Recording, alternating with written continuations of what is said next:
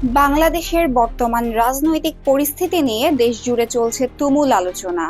প্রশ্ন উঠেছে, আমাদের সামনে কি নির্বাচন, নাকি আগে দরকার বড় ধরনের রাজনৈতিক সংস্কার?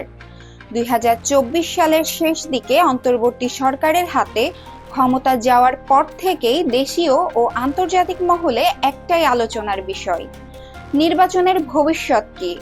এক পক্ষ বলছে দ্রুত নির্বাচন দিতে হবে, অন্য পক্ষের মতে সুষ্ঠু নির্বাচন নিশ্চিত করতে হলে আগে প্রয়োজন কাঠামোগত পরিবর্তন।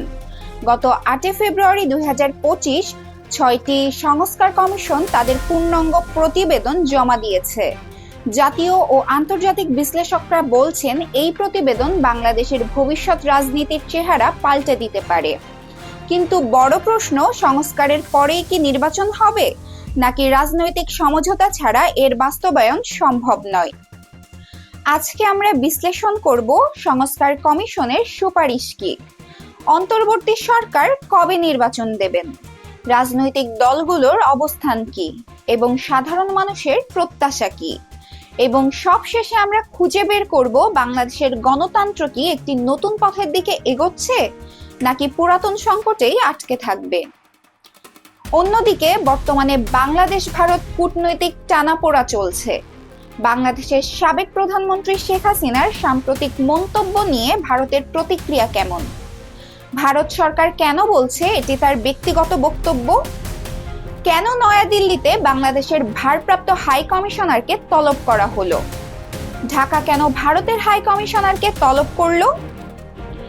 ভারত কি সত্যিই বাংলাদেশকে নেতিবাচকভাবে উপস্থাপন করছে?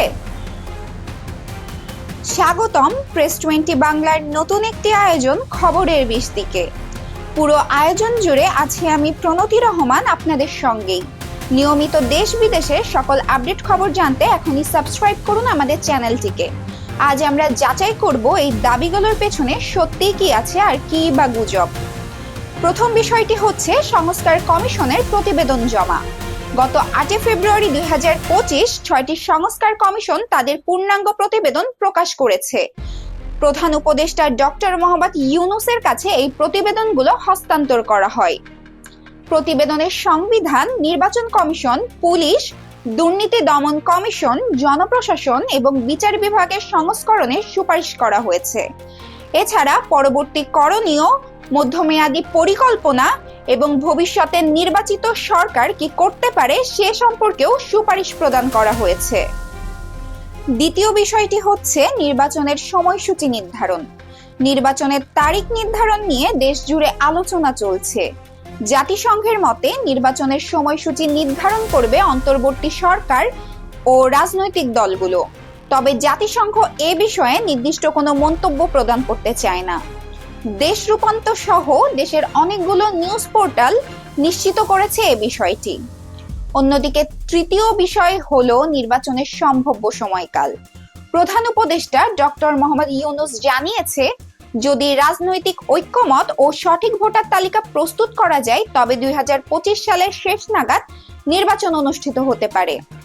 তবে অতিরিক্ত সংস্কার প্রয়োজন হলে এই সময়সীমা আরো ৬ মাস বাড়তে পারে।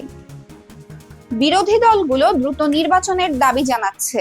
তাদের মতে দেশের স্থিতিশীলতা বজায় রাখতে অবিলম্বে নির্বাচনের আয়োজন করা উচিত। তবে অন্তর্বর্তী সরকার সংস্কার প্রক্রিয়া সম্পন্ন করে নির্বাচনের আয়োজনের পক্ষে। অন্যদিকে 23 নভেম্বর ২০২৪ দৈনিক যুগান্তরের প্রতিবেদন অনুযায়ী সম্প্রতি একটি জরিপে দেখা গেছে ৬১.১% মানুষ ১ বছরের মধ্যে নির্বাচন চান। তবে ৬৫.৯% মানুষ সংস্কার শেষে নির্বাচনের পক্ষে। এটি স্পষ্ট করে যে জনগণ নির্বাচন চায়, তবে তারা চায় এটি সুষ্ঠু ও নিরপেক্ষভাবে অনুষ্ঠিত হোক। তবে বিরোধী দলগুলো দ্রুত নির্বাচনের পক্ষে।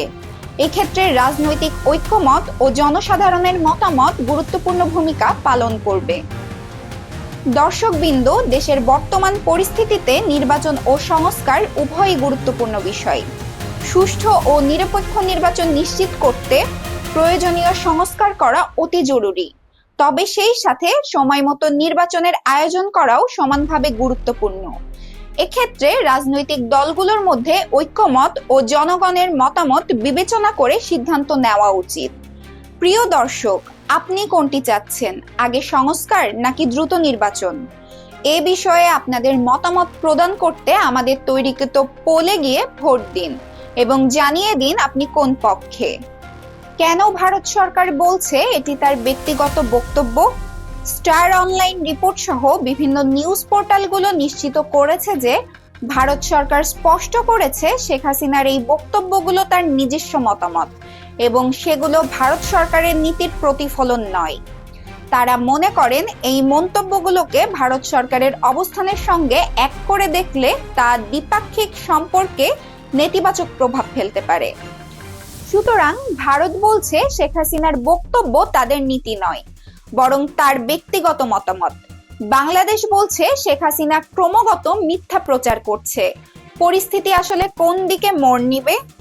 সম্পর্ক আরো উত্তপ্ত হবে নাকি সমঝোতার পথ তৈরি করবে? এই ছিল আজকের খবরের 20 দিক। আপনাদের মতামত ও প্রশ্ন আমাদের জানাতে পারেন। ধন্যবাদ সাথে থাকার জন্য। পরবর্তী পর্বে নতুন কোনো আলোচিত খবরের সত্যতা নিয়ে আবার ফিরব। ততক্ষণ পর্যন্ত থাকুন সতর্ক, থাকুন তথ্য সচেতন।